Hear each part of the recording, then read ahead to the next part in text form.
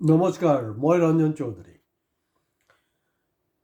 যোৱাকালি এপিছ'ডটো চোৱাৰ পিছত নিশ্চয় আপোনালোকে অনুভৱ কৰিছে মই কিয় বাৰে প্ৰতি আপোনালোকক ছাবস্ক্ৰাইব কৰিবলৈ কৈ আছোঁ। তাৰমানে এটা ভিডিঅ'ৰ লগত আৰু দুটা তিনিটা এনেকুৱা ভিডিঅ'ৰ সম্পৰ্ক আছে, সেইকাৰণে ছাবস্ক্ৰাইব হঠাতে আহি গ'ল দেখিলে ইউটিউবত তেনেকৈ ছাবস্ক্ৰাইবটো কৰি থ'ব। মানে মেক্সিমাম ৰাতি 8:30 পৰা 9টালৈকে আপোনালোকে পাই যাব একদম আপডেট। আৰু আজি আমি যোনটো লৈ কথা পাতিম এয়া হ'ল যে আপোনাৰ মই মানে এই জুবিনৰ যি হত্যাৰ পিছত বিজেপিৰ বা মুখ্যমন্ত্ৰীৰ ভূমিকা লৈ মই এপিছ'ড কৰিছোঁ। অপজিশ্যন পাৰ্টিৰ কথা মই পাতিছোঁ, নপতা নহয়। গৰিমাক লৈতো যোৱাকালিটোলৈ 4 নম্বৰ এপিছ'ড হ'ল। গতিকে যিবিলাকে যোৱাকালি এপিছ'ড চোৱা নাই আপোনালোকে প্লিজ চাই ল'ব। আৰু এইটো যথেষ্ট ৰাইজে মানে হেৰি কৰিছে, তেওঁলোকক মই ধন্যবাদ দিছোঁ। তেওঁলোক মানে প্ৰশংসা কৰিছে। দুই এটাতো গদি মিডিয়া থাকিবই নহয়, তেওঁলোককতো মই ভৰাব নোৱাৰিম। যিসকলৰ মূৰত যোৱা 11টা বছৰ শাসকীয় গোষ্ঠীয়ে গোবৰ ভৰাই দিছে, মই তাহাঁতক ঠিক কৰিব নোৱাৰিম। তো সেইটো তেওঁলোকৰ কথা, সেইটো লৈ মোৰ কোনো বোধাৰ্ড নহয়। আৰু মোক যে প্ৰতিটা কমেণ্টছে পজিটিভ হ'বলৈ নহয়, মোক ক্ৰিটিচাইজ কৰোঁ কোনো, কিন্তু যুক্তিসংগত হ'ব লাগিব। এতিয়া কাৰণ ইয়াৰ পিছত মই সাংবাদিকৰ যি ভূমিকা এই জুবিনৰ ন্যায় যাত্ৰাত সেইটো সম্পৰ্কে কৰিছোঁ। তো আজি মই খুব চেঞ্চিটিভ, হয়তো মোৰ ওপৰত কিবা মানে আইনী কিবা ঝামেলা হ'ব পাৰে, মই সেইবিলাক লৈ কেয়াৰ নকৰোঁ। প্ৰথম এটা বস্তু জানি থ'ব যে মোৰ লাইফৰ ডিকশ্যনাৰীত ভয় বোলা বস্তুটো নাই একদম, মানে টোটেলি নাই। কিছুমানে কৈ থাকে মই কাকো ভয় নকৰোঁ, কিন্তু মই যেনেকৈ কওঁ তেনেকুৱাই। মই সেই ব্যক্তি যিজনে ৰঞ্জন গগৈ, আমাৰ প্ৰাক্তন যিজন চিফ জাষ্টিছৰ এগেইনষ্টত তেওঁৰ যোনটো ছেক্স স্কেম ওলাইছিলে তাৰ ওপৰত মই অসমীয়া প্ৰতিদিন কাকতত লিখিছিলোঁ। তাৰপিছত তেওঁ যেতিয়া ৰাজ্যসভালৈ প্ৰস্থান কৰিলে তাৰ পিছতো মই লিখিছোঁ দুটা। এতিয়াতো অৱশ্যে মই লিখোঁ কম, কাৰণ পেপাৰবিলাকৰ হিম্মতে নাইকিয়া, আৰু ওপৰত এডিট কৰি দিয়ে সেইবিলাক। প্লাছ ওপৰঞ্চি মোৰ চকুৰ সমস্যা আছে। আপোনালোকে দেখিছে মই ব্লেক গ্লাছ যে লগাইছোঁ মোৰ চকুৰ সমস্যাৰ কাৰণে, বেলেগ কোনো ফেশ্বন বুলি কোনো কথা নাই। এতিয়া আজি এই গোটেই ন্যায় যাত্ৰা যোনটো আছে, আমি যে বিচাৰি আছোঁ ন্যায়, তো গোটেই ন্যায় প্ৰক্ৰিয়াটোৰ লগত কিন্তু উকিলবিলাক জড়িত আছে। আৰু মই লিখা মেলাৰ সূত্ৰত বা বিভিন্ন সূত্ৰত মই বহিৰাজ্যৰ বিভিন্ন উকিল চুকিলৰ লগত সম্পৰ্ক আছে। এইটো সুপ্ৰিম কোৰ্ট কওক বা বিভিন্ন ষ্টেটৰ হাইকোৰ্ট কওক, তেনেকৈ মোৰ লিংক এটা আছে আৰু কথা বতৰাবিলাক পাতোঁ। তো চবে যোৱা সময়ছোৱাত মোক খালি এটা কথাই পাতি আছিলে যে মানে এই অসমৰ মানে হেৰিবিলাকে কি কৰি আছে। মানে তেওঁলোকৰ লেংগুৱেজটো একচুৱেলি আৰু বেয়া আছিলে, তথাপি মই অলপ ভালকৈ ক'ব বিচাৰিছোঁ যে এইবিলাক তেওঁলোকে কি কাৰবাৰটো কৰি আছে, যে কেছটো যে লোৱা নাই। তো মই দেখিছোঁ যে কথাটো ঠিকেই। তো এতিয়া অলপ মই ৰখি দিছিলোঁ, গতিকে এতিয়াতো বাষ্ট কৰিবই লাগিব। এয়া হ'ল গুৱাহাটী বাৰ এছ'চিয়েশ্যন। আপোনালোকক সন্মান জনাই এটা বস্তু ক'ব বিচাৰি আছোঁ যে প্ৰভু, আপোনালোকে সিদ্ধান্ত লৈছিলে যে শ্যামকানু মহন্তৰ পৰিয়ালৰ তাৰ পত্নীৰ যি আপিল আপোনালোকলৈ কৰিছিলে, আপোনালোকে সেইটো লোৱা নাই। সেইটো জানেনে নাই? এইটো যে আপোনালোকৰ এথিক্সৰ এগেইনষ্টত। ধৰি লওক মই ৰঞ্জন চৌধুৰী নহয়, মই ৰঞ্জন আহমেদ চৌধুৰী হ'ল। মই মুছলিম ডক্টৰ, আপুনি কিবা ফুকন লিখে, কিবা ডেকা লিখে, হিন্দু মানুহ, আপুনি মোৰ ওচৰলৈ আহিলে মই কি ক'ম নেকি না তই হিন্দু হয় মই ট্ৰিটমেণ্ট নকৰোঁ? এইটো ডক্টৰ আৰু আপোনাৰ বিশেষকৈ উকিল, তেওঁলোকৰ এইটো এথিক্সৰ চেপ্টাৰো বোধ কৰোঁ আছে। মই যদিও ল'ৰ ছাত্ৰ নহয়, কিন্তু মই অলপ কম চম বুজোঁ, যিটো কাৰণে মই ৰঞ্জন গগৈৰ ওপৰত কাৰো হিম্মত নাই, কাৰো বাপৰো হিম্মত নাই ৰঞ্জন গগৈৰ ওপৰত 2টাকৈ প্ৰবন্ধ লিখিবলৈ। তথাপি সেইটো লিড নিউজ পেপাৰ অসমীয়া প্ৰতিদিনত আহিছিলে। ডেফিনেটলি সেইটো ৰঞ্জন গগৈৰ চকুটো পৰিছে, নপৰা নহয়। তো গতিকে এই যে বাৰ এছ'চিয়েশ্যনৰ যি কাৰবাৰটোত আচলতে কি হ'ল, মানে ঘূৰাই পকাই চৰকাৰক তেওঁলোকে হেল্প কৰিলে।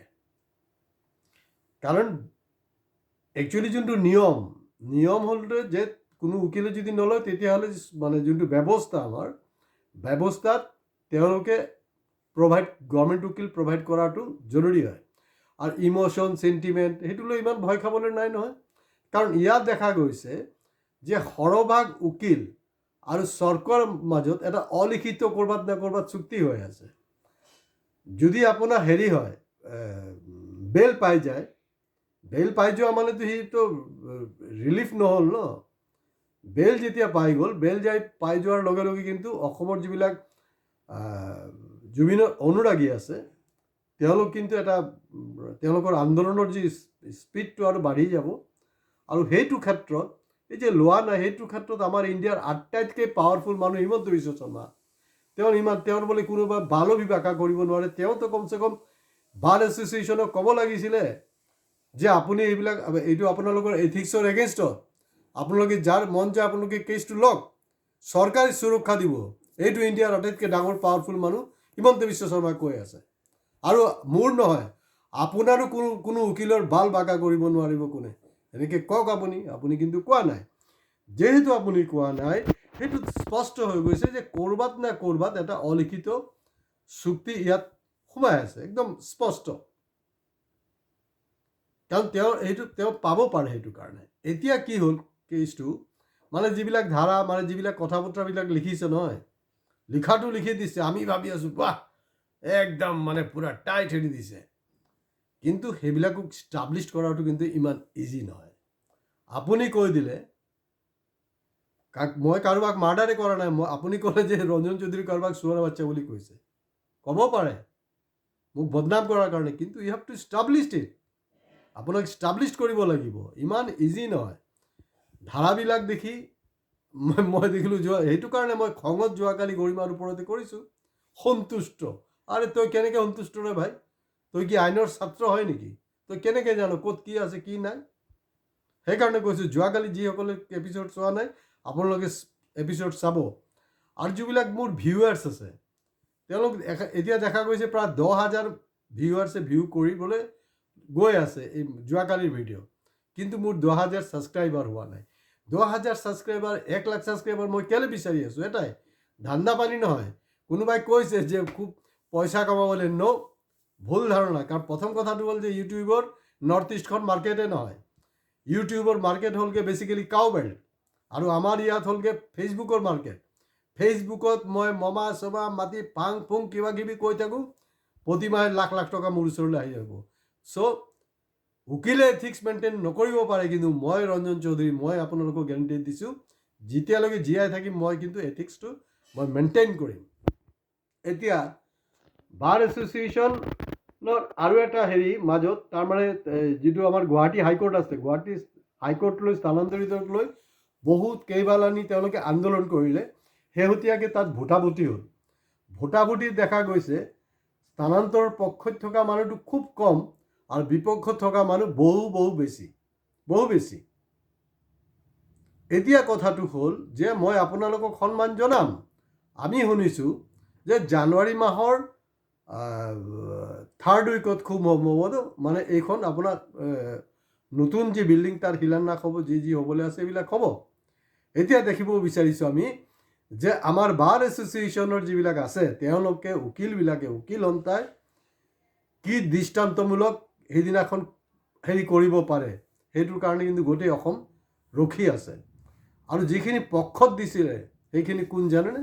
তেওঁলোকে আচলতে বাকীবিলাকক কিন্তু তেওঁলোক মাইনৰিটি হয়, এই মাইনৰিটিয়ে কিন্তু মেজৰিটিক ইনফ্লুৱেঞ্চ কৰি থাকে। ফৰ এক্সাম্পল মই কৈ দিছোঁ, যেনেকৈ আপোনাৰ বিহাৰ ইলেকশ্যন ৰিজাল্টটোত কি হ'ল জানে নাই? বিজেপিৰ যোনটো মনোপলি আহিলে, কেনেকৈ আহিব পাৰিলে? একচুৱেলি নিয়মত এইটো হ'ব নোৱাৰে, কিন্তু তাৰ যি সামাজিক যি বিন্যাস যে আছে, যি ব্যৱস্থা, তাত দেখা গৈছে আপাৰ কাষ্টৰ মাত্ৰ মানুহ 15%। কিন্তু বাস্তৱতে কি হৈছে ভোটৰ ক্ষেত্ৰত, এই 15% মানুহে 85% মানুহক ইনফ্লুৱেঞ্চ কৰি আছে। আৰু একজেক্টলি গুৱাহাটী হাইকোৰ্টতো এই কাৰবাৰটো হ'ল। আৰু তেওঁলোকে ইনফ্লুৱেঞ্চ কৰি থাকে না জুবিনৰ এইটো মানে লোৱা উচিত নহয়। আৰু বিজেপিৰ IT চেলৰ কথা মই বাদেই দিছোঁ, এই যে উকিলবিলাক আছে নহয়, উকিল সন্থা যে আছে বা উকিলবিলাক আছে, তেওঁলোক 2014 পৰা ভাৰতবৰ্ষৰ বিভিন্ন, ধৰি লওক এতিয়া হাইকোৰ্ট হওক, ডিষ্ট্ৰিক্ট কোৰ্ট হওক, যি আছে মানে সুপ্ৰিম কোৰ্ট, চবতে তেওঁলোকৰ যোনটো উইংছ, বানৰ সেনা, সেইটো কিন্তু এৰি দিছে, আৰু দে আৰ গ্ৰয়িং লাইক এনিথিং। আৰু তাৰ জলজন্ত প্ৰমাণ কোনটো জানেনে? তাৰ জলজন্ত প্ৰমাণ হ'ল কানাইয়া কুমাৰক যেতিয়া এৰেষ্ট কৰা হৈছিলে নহয়, পাব্লিকে মৰা নাই, তাক পুলিচে মৰা নাই, পুলিচে অলপ কিবা কিবি কৰিছে। তাত চাব, এতিয়া ভিডিঅ' উপলব্ধ হয় ছ'চিয়েল মিডিয়াত, যে কানাইয়া কুমাৰৰ ওপৰত এটাক কৰিছিলে। তাৰমানে সেই উকিলবিলাক কোন উকিল আছিলে? যিবিলাকে এথিক্স নমনা উকিল, যিবিলাক গদি মিডিয়াৰ উকিল, যিসকলে আমাৰ দেশৰ সৰ্বনাশ কৰি আছে, আৰু সেইবিলাকে কেতিয়াও আমাৰ ন্যায় জুবিনক পাওক সেইটো নিবিচাৰে। সেইটো কাৰণে গোটেই প্ৰক্ৰিয়াটো হ'ল। গতিকে বহুতো হয়তো আপোনালোকে নাজানে, উকিলৰ মাজতো কিন্তু তেওঁলোক খুব এক্টিভলি কাম কৰি আছে, বিজেপি উইংছটো খুব এক্টিভলি কাম কৰি আছে। তো গতিকে বাকী যিসকলে বিপক্ষত, গুৱাহাটী হাইকোৰ্ট শ্বিফটিঙৰ বিপক্ষত যিসকলে ৰায় দিলে, সময়ে ক'ব যে আপোনালোকে কি ধৰণৰ প্ৰতিৰোধ তাত গঢ়ি তুলিব পাৰে, আৰু সেইটোক নিশ্চয় সকলোৱে ছাপোৰ্ট কৰিব।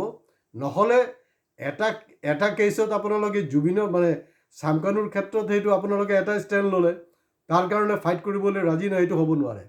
মই জানিব বিচাৰিছোঁ যে গুৱাহাটী বাৰ সন্থাৰ কেইজন সদস্য এই যে জুবিনৰ যে যি জাষ্টিছ ফৰ জুবিন তাত হেৰি কৰিছে, কেইজনে ৰাজপথলৈ ওলাই আহিছে? যিদিনাখন গুৱাহাটীত 10-15 লাখ মানুহ ওলাইছিলে, তাত কেইজন উকিল ওলাইছিলে? সেইটো মই জানিব বিচাৰিছোঁ। যদি কোনোবাই উকিল ওলাইছে, কমেণ্টছ কৰক, কমেণ্টছ দিবলৈ। কাৰণ উকিলৰতো দম থাকিব পাৰে ন, মইতো সাধাৰণ মানুহ, মূৰ্খ মানুহ, মোৰ দম নাথাকিব পাৰে। তো গতিকে আই ডোণ্ট কেয়াৰ। তো ঘণ্টা মই কাকো কোনো কেয়াৰ নকৰোঁ। আজি ইয়াতে শেষ কৰিছোঁ। ভিডিঅ' ভাল লাগিলে, ভালতো লাগিব, যিবিলাক ভাল মানুহ, যিবিলাক একদম স্পষ্ট নিৰ্ভীক, তেওঁলোকে নিশ্চয় ভাল পাব, তেওঁলোকে বেছি বেছিকৈ এইটোক শ্বেয়াৰ কৰিব। গতিকে সকলো ৰাজনৈতিক দল, সাংবাদিকৰ ভূমিকা, গৰিমাৰ ভূমিকা, আৰু অসমৰ উকিল সন্থাৰ যি ভূমিকা, বাৰ এছ'চিয়েশ্যন হওঁতে, তো গোটেইকেইটা বস্তু মই আপোনালোকক কিন্তু সময়ে সময়ে দিছোঁ। আজি ইয়াতে শেষ কৰিছোঁ। নমস্কাৰ।